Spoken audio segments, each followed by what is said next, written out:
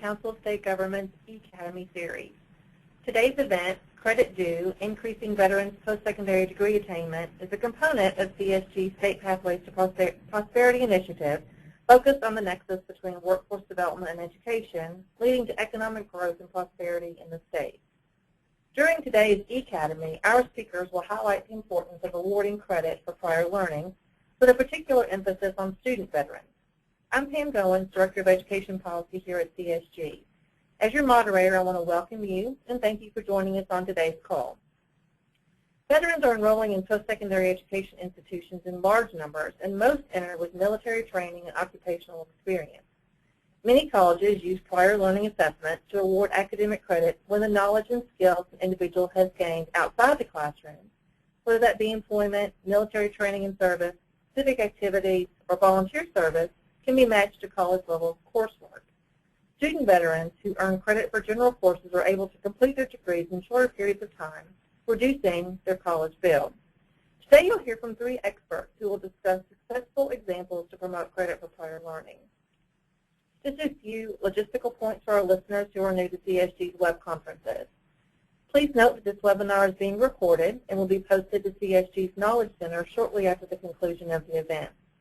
If you're listening over the phone, but you're not logged into the web portion of the event, please refer to the registration instructions you received. This will help you access the slides that our panelists will use today. Currently, all participant lines are in listen-only mode. If you have a question for any panelist, you can access the question box in the GoToWebinar control panel at the bottom right portion of your screen. Let me introduce our speakers for today. Dr. Patricia Brewer is the Midwest Regional Liaison for the American Council on Education. Dr. Brewer is an active scholar practitioner in adult higher education with more than 30 years of service to adult students and the institutions that serve them. In her role at the Council's Center for Education, Attainment, and Innovation, College and University Partnerships, she focuses on building institutional capacity and faculty engagement for credit for prior learning. A longtime advocate for best practices in adult higher education, Patty is a peer reviewer for the Higher Learning Commission and is past president of the Adult Higher Education Alliance. She holds an EDD in Adult and Continuing Education from Columbia University. Welcome, Patty. I'll turn it over to you for your remarks. Thank you so much. I'm looking forward to our discussion today. So let's go to the next slide, and we'll talk a little bit about American Council on Ed. Giving the general overview is here, but you may know that ACE was developed really at the end of World War I with an effort to focus on education for veterans who had been involved in that conflict. They first worked with GED, and then as World War II came in and the GIs returned from that, there was a real effort to identify ways in which the training, both for military training and occupational training, could be used. ACE was also instrumental in developing then CLEP and Dante's tests, and in the mid-60s added review of corporate training to the complement of training recommendations that ACE provides. Next slide.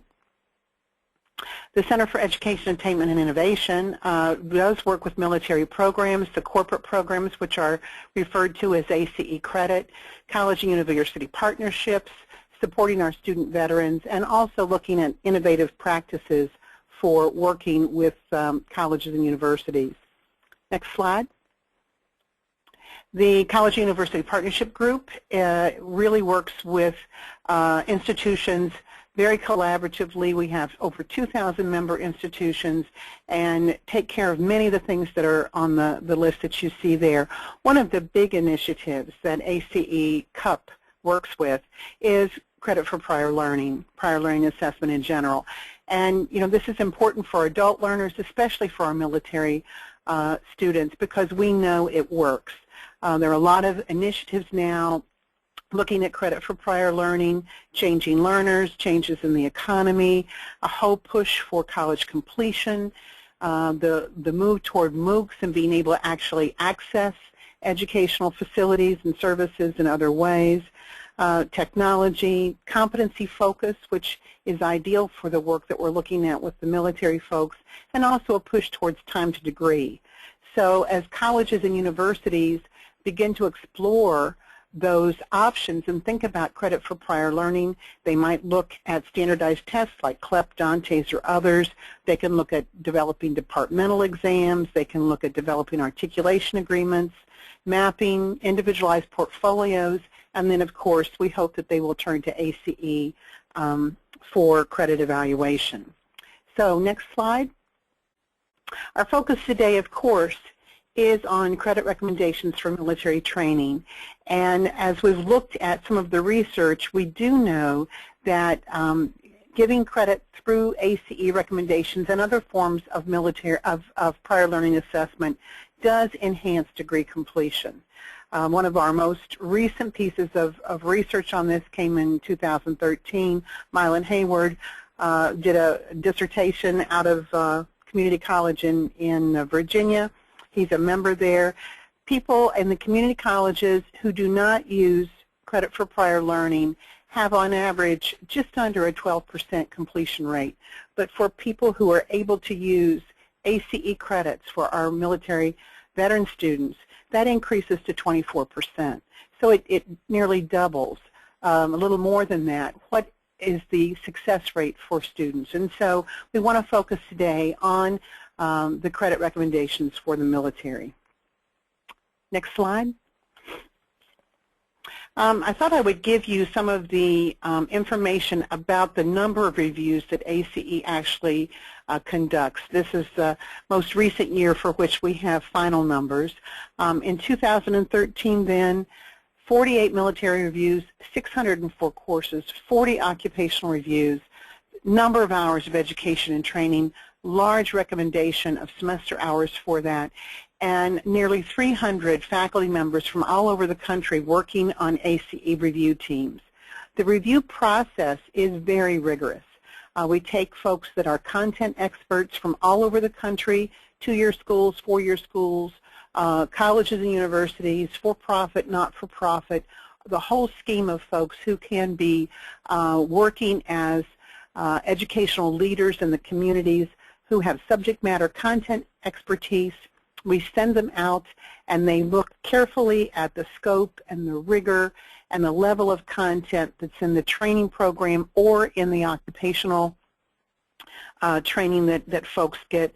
They look at learning outcomes. They look at assessments and how those assessments are completed. They look at depth and breadth with a national perspective, because we want to make sure that whatever recommendation comes through the review process is going to be equally applicable in California as it might be in New York. So we try very much to have a national perspective on what is quality and what are the expectations for college level learning.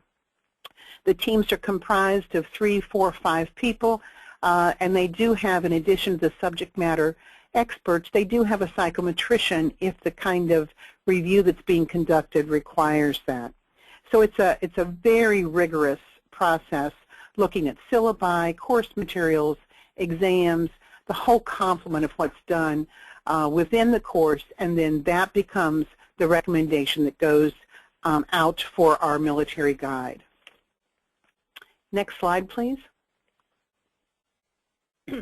The Joint Services Transcript, then, is what a military member would receive and document.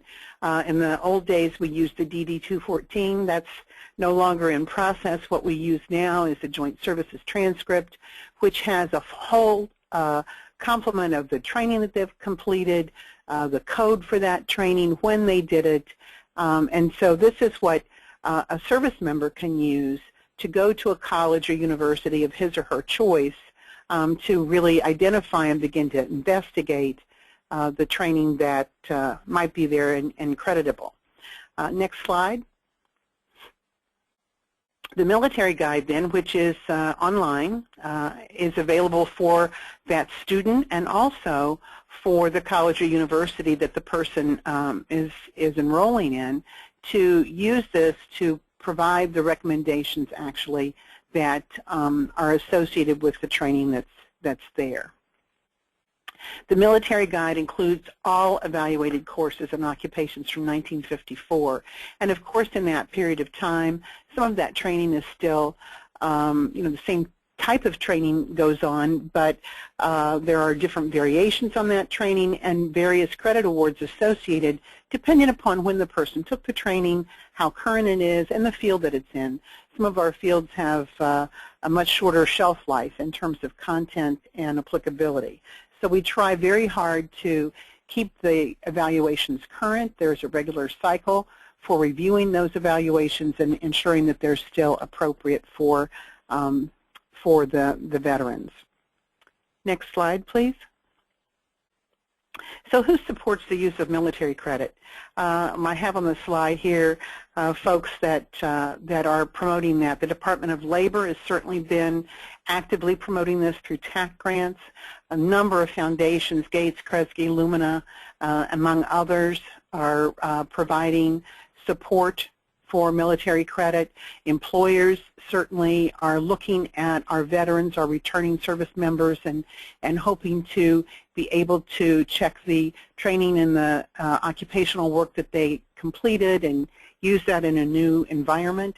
State governments are certainly putting their hands in and promoting the use of military credit for our veterans, along with individual colleges, universities, and college and university systems.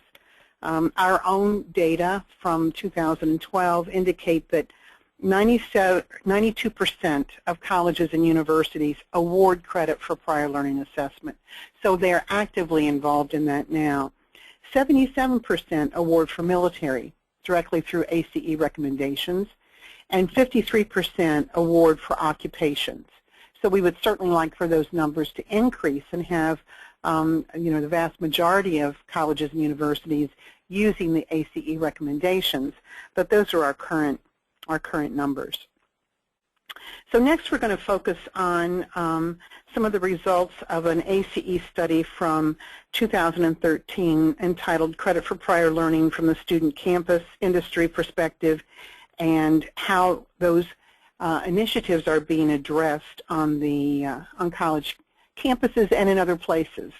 The first item and trend that we identified in that 2013 report was that there was sometimes difficulties with institutions understanding ACE credit recommendations and prior learning assessment and accepting those. And so what we've discovered is that there are some states actually actively involved in trying to promote credit for prior learning for military veterans through policy approaches. The example on your screen now is from my own state of Ohio, and Governor Kasich has signed an executive order that will have Ohio valuing Ohio veterans. This policy approach has recommendations for college credit and campus services, and also extends into occupational licenses and certificates that are in management of the state offices. In order to facilitate this and to get colleges and universities in Ohio ready, the Ohio Board of Regents and their Military Strategic Implementation Team and ACE are partnering on training that can be used for faculty and staff at Ohio system colleges and universities. There are other policy approaches, though, just in terms of general prior learning assessment. Both Colorado and Washington have legislation in that encourages the use of that. CLEP, which is the college level exam program, many states have legislation that encourages the use of CLEP tests and the awarding of credit that way. California, Kentucky, Tennessee, Maryland, West Virginia, and Florida's own data indicate that in 2012, Florida students saved $16 million. That's $16 million through using CLEP tests as they come into college. Virginia and South Carolina are looking at advanced placement, international baccalaureate credit, and then, of course, many states aside from Ohio are actively using military credit and are promoting that through policy and legislation. I have on my list Idaho, Louisiana, Florida, Oregon, Virginia, Indiana, Minnesota, and Texas, and I'm sure that there are many other states out there that are taking a policy approach to try to ensure that colleges and universities understand and accept credit for prior learning for military. Second, next slide, please. The second issue that we deal with is that sometimes how credit is applied is a difficult issue for student veterans. They may have a strong credit recommendation, but it's applied as a general elective or perhaps applied in a way that's not particularly useful for them.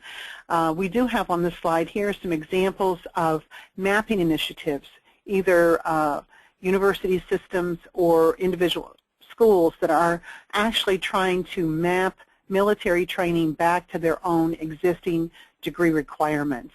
Ivy Tech in Indiana has a strong process for doing what they call credits to credentials, where they crosswalk the ACE credit recommendations to their degree programs.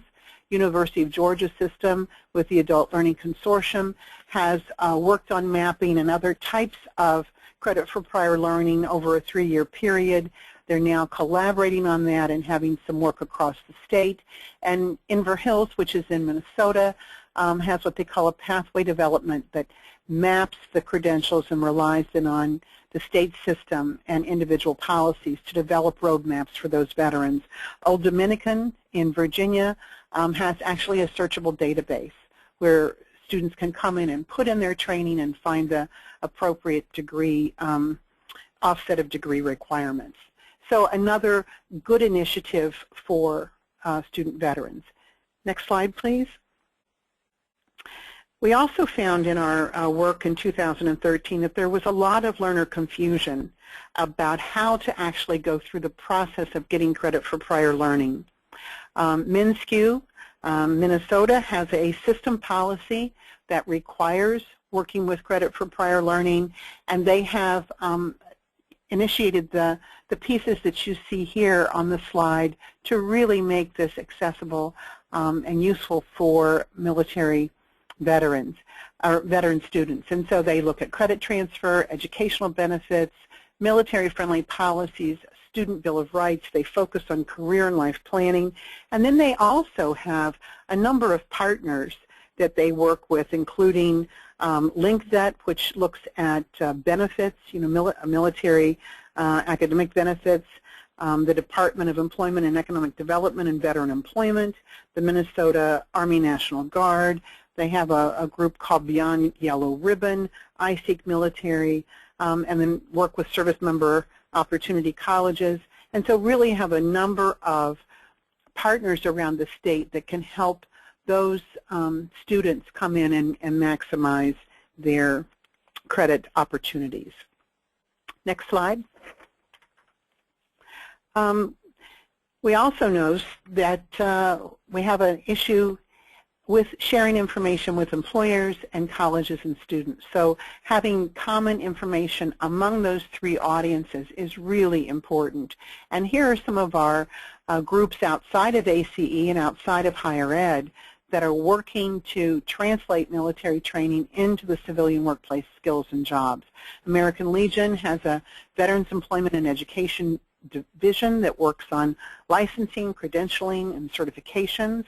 CompTIA is a group that has an initiative called Troops to Tech Careers, focusing on the IT field.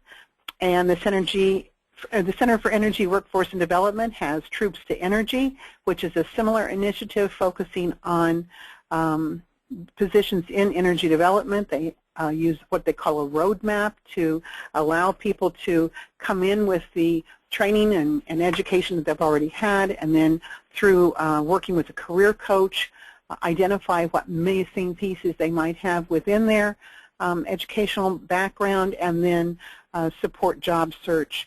And then finally, NAMS has worked long history with stacking, taking credentials that come through manufacturing organizations and moving those up into colleges and eventually universities, initiated first in Illinois, and they now have their own series of badges that are available for people using military credit if they have that available, and then supplementing that with new learning to have that competency identified. So we have many, many strong employers and initiatives going on that links the credit back into industry and careers. Next slide. Another issue that was identified in 2013 is that we have a lot of difficulty with credit transferability. Credit may be brought into a community college, but then when the student moves up into a four-year institution, sometimes the same credit award is not honored. The Lumina Foundation then is working with the Midwest Higher Education Compact Multi-State Collaborative on Military Credit, sponsoring that group through grant funding to help translate competency to college credit. And this is a group of MHEC, which is one of our regional consortial groups around the country, 12 states there plus Kentucky, working on this initiative. Next slide, please. And finally, I'd be remiss if I didn't mention ACE's Toolkit for Veteran-Friendly Institutions. This is an initiative sponsored by the Kresge Foundation and looks at the areas of importance to returning veterans as they come onto campus. What information do they need about the GI Bill, the Yellow Ribbon, perhaps work study? What kind of student services are going to be available to veterans at a veteran-friendly institution, including disability services, health services, mental health services, career search support? And then how can we engage vets into the campus life? We do, encourage faculty and staff training. What kind of housing is appropriate? What kind of student organizations are attractive to student veterans and the space for that, specialized orientation, how they can work with finances, and then finally academic services that returning vets need. Again, academic preparation, tutoring, finding out the logistics of working at a college or university, and again working with staff and faculty on training that make those services really important and useful for our veteran students. So I'll turn it over now and listen to the rest of the conversation. Thank you, Patty, very much. We appreciate your remarks. Next, we'll turn to Dawn McDaniel. Dawn is the president of Bravo Delta Consulting, and she serves on CSG's Subcommittee on Military and Veterans Concerns. Dawn is a U.S. Army veteran with more than 20 years' experience in human resources, facilitating all aspects of internal and external communications in regard to corporate culture involving the veteran workforce. In her role at Bravo Delta Consulting, she partners with companies, organizations, and government to educate employers and reduce barriers to attracting, hiring, and retaining veterans in the workplace. She's the author of 2 veteran workforce books, Retention After Hire, a look at military transition challenges beyond the resume, and Secret Weapon, 5 keys to leveraging your veteran workforce. Dawn, thanks for joining us today. We'll turn it over to you. Great. Thank you, Pam. It is such a pleasure to be here. I'm honored all the time to be able to bring my experience as a veteran transition expert and veteran workforce development, and I'm excited about the opportunity to provide a unique perspective to this discussion. So before I even get started, I want to commend ACE on all of their work to support veterans. It's very worthwhile what they are doing and has helped veterans tremendously. I'm going to take it from a little bit different perspective. I'd like to talk about culture since that's where my area of expertise is, and it's this vast unknown, unfortunately, for many. So we'll start off with the next slide. So as I said, the transition challenges for veterans, a lot of people know about it, but generally speaking, the skills are undervalued by the civilian workforce. And why is this? This is largely because the military culture is unknown. With only 7.5% veteran population in the United States, and that's from World War II veterans all the way down to the people who get out this afternoon, that roughly makes up 7.5% of our entire U.S. population. That leaves a tremendous amount of people who never had any connection or any intimate knowledge of the service and what it means. And the military is a culture. It's a culture just like any other geographic location. And so where does the rest of that non-veteran population get their information? Movies and news, of course. Unfortunately, they do not pick an accurate picture.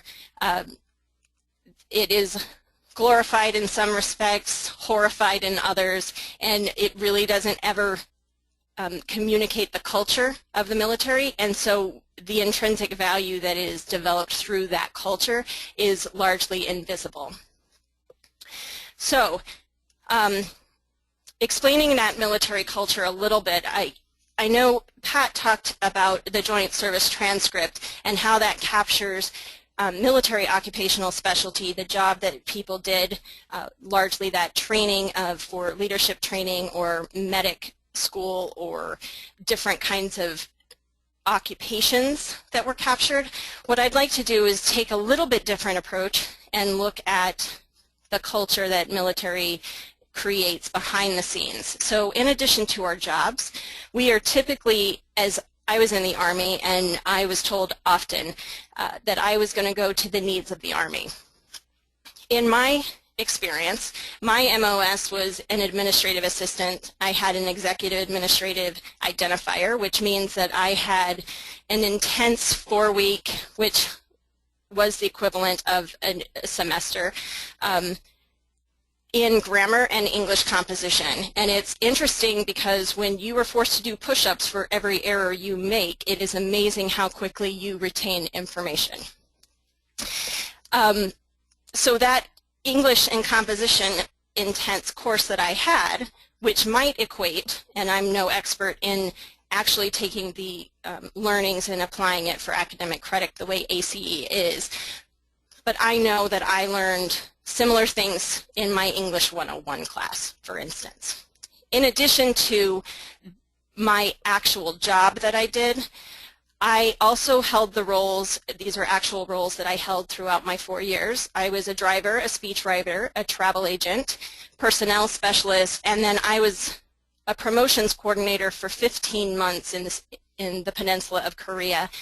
And during that time, I ran 30 promotion boards and coached approximately 340 soldiers through that promotion process from E3 to E4 to E5. What that really entails is that I organized all of those events. I coordinated with all of those senior leaders, E8, E9, that produced those boards, talked about those boards, and evaluated whether those soldiers were ready for promotion or not. Why does that matter?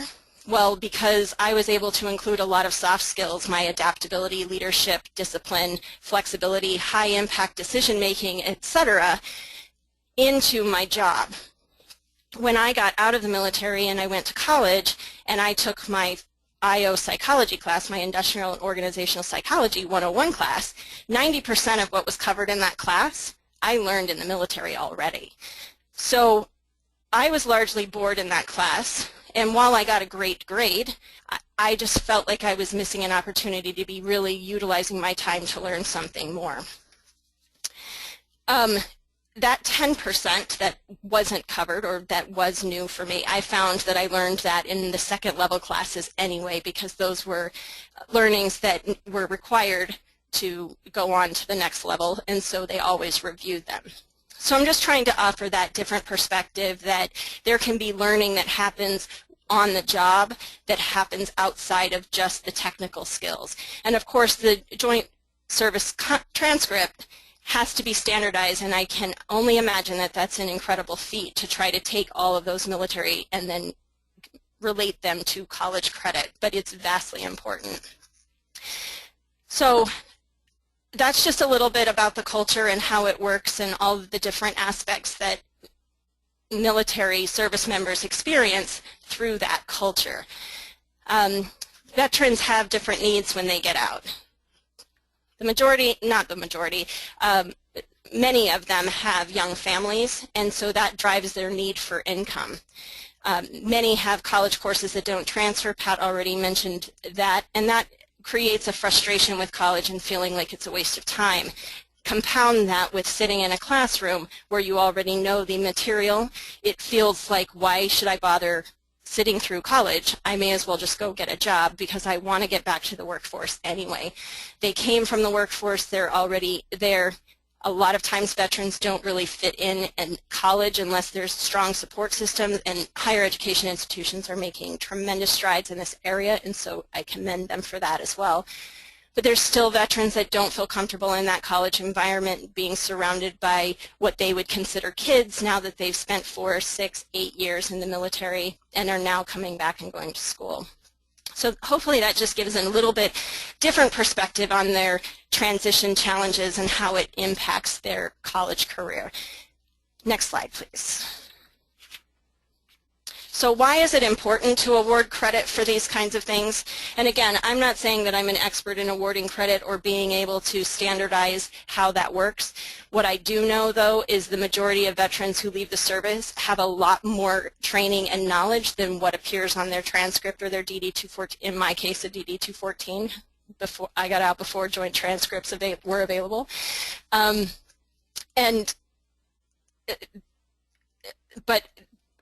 attacking that challenge and trying to figure out a way that we can honor that service and value that service and training is worthwhile not only for veterans, but it's also worthwhile for employers and for the economy in general.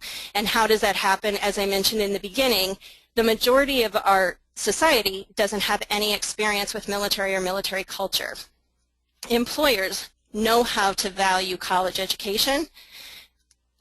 It's easy to understand somebody with a college degree, yeah, I'm going to put them in my list. Someone with no college degree that's served in the military, they don't understand what the military means. And so in my experience over the last 3 years, and I hate to say it in this way, but a lot of employers take the easier road and say, well, I'm not going to try to figure out what that means. They don't have a college degree, I'm just going to push it to the side. When we award credit for military experience and training, all of a sudden that adds value to that training in a way that employers can understand. The other thing that it does is it reduces redundancy in learning. As Pat mentioned, a lot of credits don't necessarily transfer. I remember hearing a story about somebody who had more credits than it would take to earn a degree and yet still had no degree. That's a shame, and it provides this opportunity for, or it requires military veterans to continue to relearn things they've already learned. So while that class may not transfer from that community college to that four-year institution, they've already taken the class and they've already had that learning. So making them have that redundancy in learning, yes, it costs them more money, but it really costs them time, and it disenchants and makes them feel that it's a waste of time. And again, like I said, veterans getting back to the workforce, it's something they want to do. Veterans bring a whole host of soft skills which makes them valuable to the workforce. And when we have that leadership, that teamwork, when we're able to build that morale and bring some of those skills that we learned in the military to the workforce, then what we see is we see an increase in employee engagement, we see an increase in productivity, we see an increase in accountability simply because veterans bring those skills to the workplace across the board. So I don't really have anything more to say. In closing, I just say meaningful application of college credit. I wanted to say this too, sorry. Meaningful application of college credit. So Pat touched on this too. College credit that goes to electives and PE, for example, are great, and they do help reduce the cost and the time that it takes to attain a degree, but it also removes all that flexibility. So now a veteran doesn't have the room as their peers to explore college and career options. So maybe they think they want to be an accountant until they get to level 3, and then they're like, I don't want to do that. It doesn't provide them the opportunity to switch those over to elective courses unless they want to add more courses. So again, it reduces the redundancy, it reduces the cost, but it also gets them back to the workforce faster and helps employers know the value. So that's all I have. Thank you. Thank you, Dawn, so much for sharing your personal experiences. Our last speaker today will share the practical implementation and some of the issues that they have addressed in Lansing, Michigan at the community college there. Lisa McCann is the EMS director at Lansing Community College in Michigan. Lisa directs the Veteran Health Career Programs for Lansing Community College, which includes the military medic to paramedic program. She presented at the White House Forum on Military Credentialing and Licensing, where Lansing Community College was recognized as the national model for transitioning military medics to civilian paramedics. Lisa holds a master's degree in organizational leadership and is completing a doctorate of education in community college leadership. Her research focuses on the awarding of competency-based experiential credit for prior education and training in the military. Welcome, Lisa. Well, thank you so much, and I appreciate the opportunity to speak with you all. I have been listening with interest, and I have to just say, Dawn, we hear you. We have developed some programming here that allows our military veterans and our active duty military to capitalize on that experience that they've gotten in the military that is not necessarily a strict college credit transfer, but if they can demonstrate the competency, they are awarded subject-specific credit that is transferable. But I'm getting a little ahead of myself, so let me back up and fill in some blanks. Lansing Community College started in 2001 to take a look at how we could move military medics into healthcare jobs quickly. It was started under an initiative here called Project Move, which was an effort to connect highly trained veterans without formal academic credentials with employers and educators. Then we assessed the military transcripts. We were actually looking at nursing to see if we could move medics into nurses. And what we've discovered, and we were looking at transcripts and curriculums, is that that really wasn't the best fit. We had a much better fit with a military medic to paramedic transition. And in 2004, we actually, in anticipation of that, we actually expanded our nursing program to include an advanced track RN program that started with licensed paramedics, respiratory therapists, and LPNs who wanted to become RNs. It was a one-year course, and we put that together first with the idea that we were going to postpone the inclusion of the military medic until the curricula can kind of be reviewed and really understood. That was kind of in the parking lot, but didn't lose sight of it. And then as we moved forward through the next 4 or 5 years or so, we connected with several of Michigan Veterans Affairs leaders to discuss curriculum accessibility. We had a significant amount of assistance from the Michigan legislature, including Senator Levin and Senator Rogers, and with their support, we began the process of submitting a project or an earmark, which we received in 2009. We asked for $2 million, we got $200,000, close.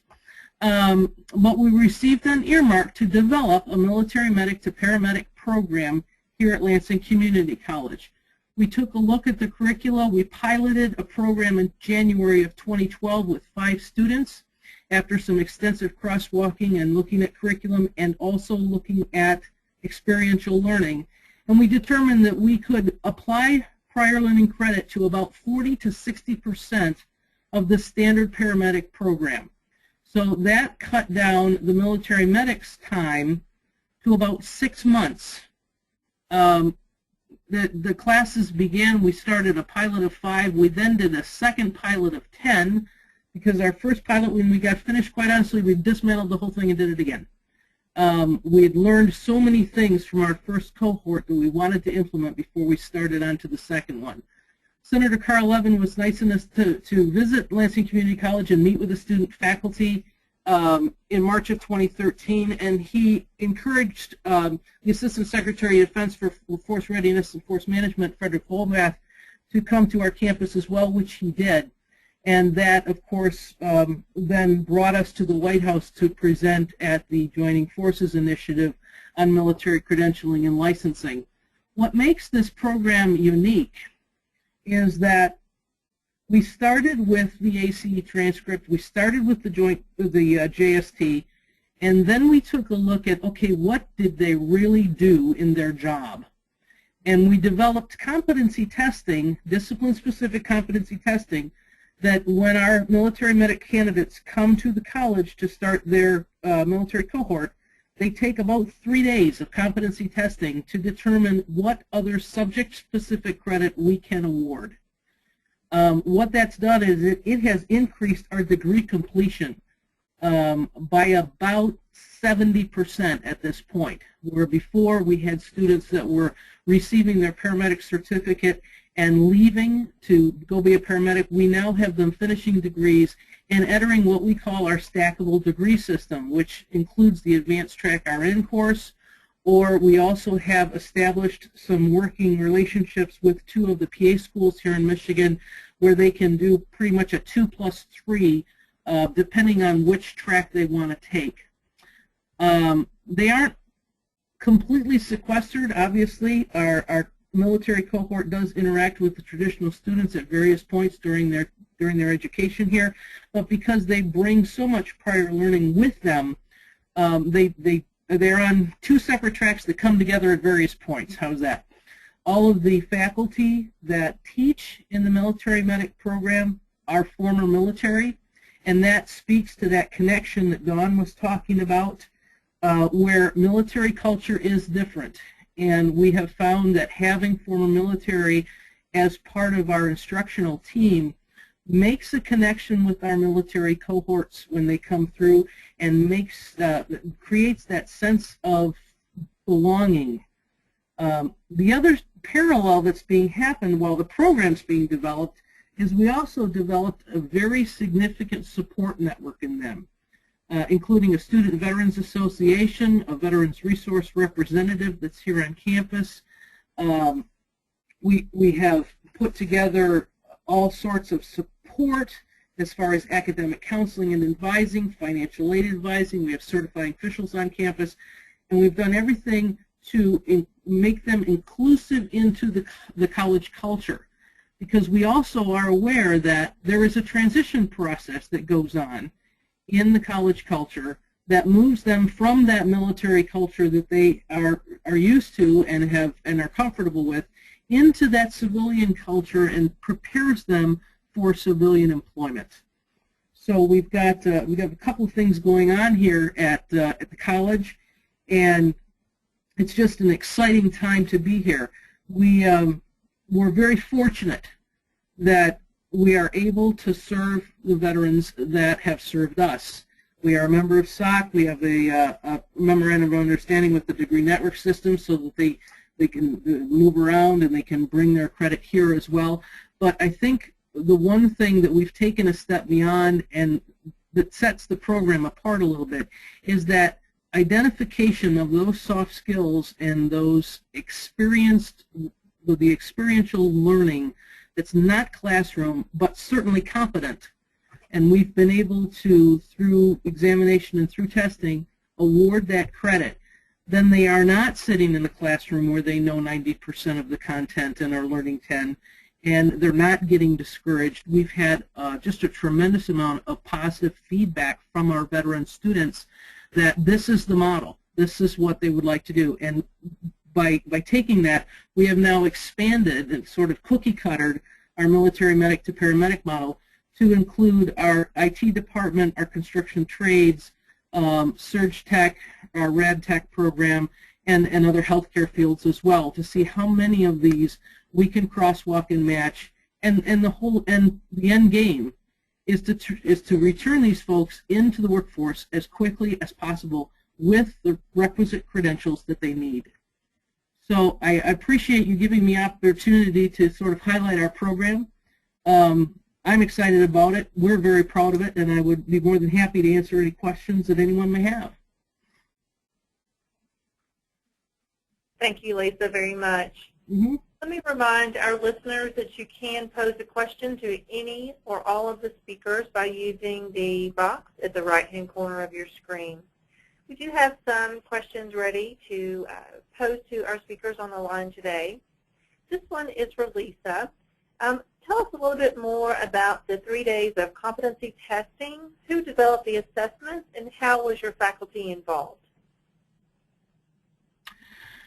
The faculty was very involved, and the competencies were developed by the program faculty of the program that we were addressing. So, for instance, if we were looking to give, I'm just pulling one out of the air here, but a psychology, if we're going to give competency credit for Psychology 200, which is the intro psych course, those folks that developed the competency test are working in the psych department, they're familiar with the course. They are very, very invested in creating a competency mastery that is reflective of the content of the course, and then they bring that forward. We actually have several teams in place that we are kind of interdisciplinary teams, and that way we're able to make sure that we're keeping data, we're keeping statistics, we're validating all the exams and making sure they're all reliable, so that we have the background, the back end of it to say, yes, we know this works. We know this is an accurate measurement. So that's kind of how that came forward. Wonderful, thank you. Mm-hmm. This question is for Patty. Patty, on your presentation you mentioned the Maps to Credentials initiative. Can you expand a little bit on how the state policy is offering the opportunities for these roadmaps to be created? And I didn't hear the first part of the question because I had a little technical glitch. Could you repeat the first part of that, please? Sure. On the Maps to Credentials initiative that you mentioned, can you explain a little bit about how state policy is being used in the development of the roadmap? Well, I think this comes out of Minnesota, and again, what they have are policies within the system, within the state system of colleges, universities in Minnesota, not necessarily within the legislation or the government side, but they do have policies within the system of colleges, universities that encourages them and in fact requires them to work in earnest on credit for prior learning and making those maps.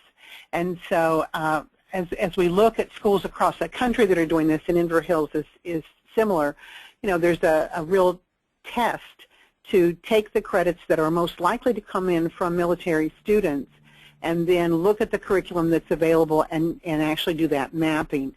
So we're working on that in Ohio as well. Georgia has done this. Kansas has done this. And so you really start first with the kinds of students that are most likely to come back into your community and the kinds of military experiences that they might have had, and then look at that training and map it back to the curriculum that you offer.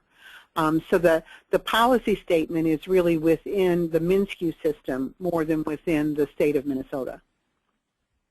Thank you very much.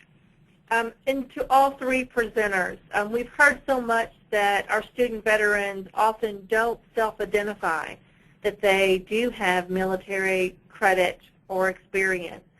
How do you suggest institutions, state policymakers, and others going about promoting the credit for prior learning and the use of the prior learning assessment, especially to those students who don't notify the institution from the beginning that they do have and bring this military credit?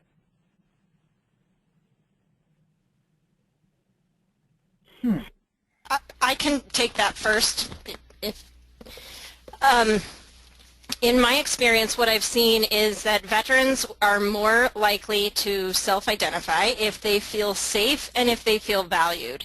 So where we see that happening the most is in programs and higher education environments where there is a strong veteran student population, or there is veteran support structure there that provides them with either a place that they can go, different people that are dedicated to dealing with veterans that really understand the veterans' transition challenges. And through that, veterans are a chatty bunch. We will share positives and we will share negatives. So if we have a positive experience, we will tell our fellow veterans, and we know who those veterans are. So it's really about, from what I've seen, it's establishing that foundation of trust and support, and where you truly value that services, and then you'll start to see more veterans say, yes, I am a veteran.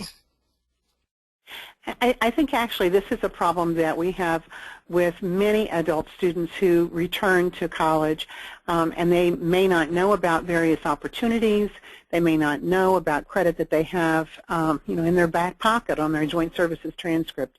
And so it's always important, I think, to have a really strong advising process going on and a really strong orientation process, so that even students who may not think about the credit that they already have acquired and the knowledge that they already have, that you open the door at the front end. Many of our institutions now have, and if you have a chance to look at the MNSCU webpage, you know, the very top part of their webpage, there's a whole section for military. And so, you know, many institutions are trying really hard to promote the opportunity for military students to come back in and earn that credit. It is, it's a communication issue, it's an advising issue, and it's an orientation issue. And sometimes the other thing we run into sometimes is the timing with that, where, you know, sometimes we don't get to those veterans early enough so that they know that they can use credit for certain kinds of courses before they actually enroll. So being intentional about advising and having that information available to them as they come in the door and throughout their experience at an institution is really critical. I think, this is Lisa McCann, we did something as simple as moving the Veterans Affairs Office from just off campus to on campus. We're a downtown campus, we're kind of spread all over downtown, and the Veterans Affairs Office was literally across the street from main campus. And when we moved it on campus and raised the visibility of that, we saw an almost immediate jump in identifiers. The other thing that we are very intentional about at Lansing Community College is I would echo the same thing, is that early engagement, the early alert system, the connection, the personal connection to faculty advisor, and making sure that that connection is weekly at the beginning. Just identifying and helping those students make that transition back has really, we've seen some significant changes in our numbers because of that.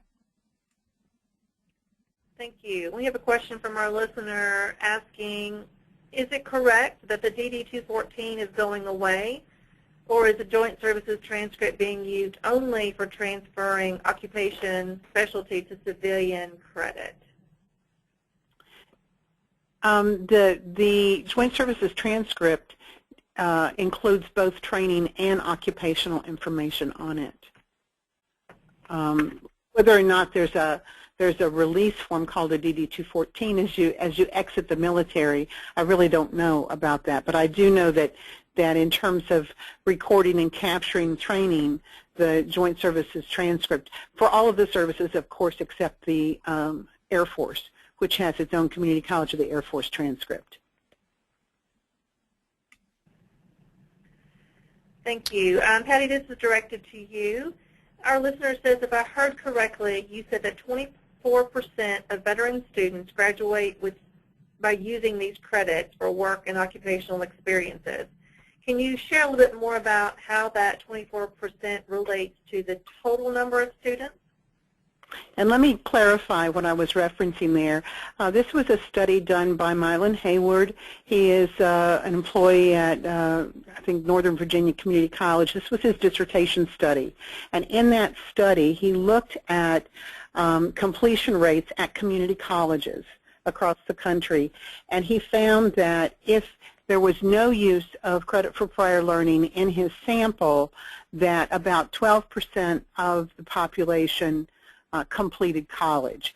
But in those same community colleges, if people were able to use ACE credit, if they were veterans and were able to use ACE credit, they completed with twice that percentage, 24%. So this was a specific study of students who were able to use credit for prior learning, ACE credits nearly doubling in the population that was studied, the success at completing. So that's a clarification on what I was citing there. Wonderful. Thank you very much. Well, it appears that there are no further questions today. On behalf of the Council of State Government, I would like to thank everyone for participating in the eAcademy today. The audio portion and PowerPoint slides will be available on CSG's Knowledge Center very quickly. I want to extend a special thanks and appreciation to our panelists for sharing their expertise with us today. Enjoy your afternoon.